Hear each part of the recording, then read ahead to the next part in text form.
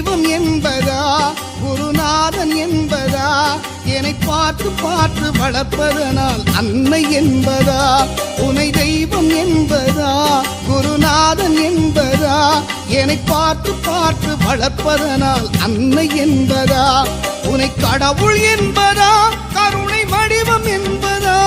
உனை கடவுள் என்பதா கருணை வடிவம் என்பதா ஐயா ஞானதானம் தந்த உன்னை தந்தை என்பதா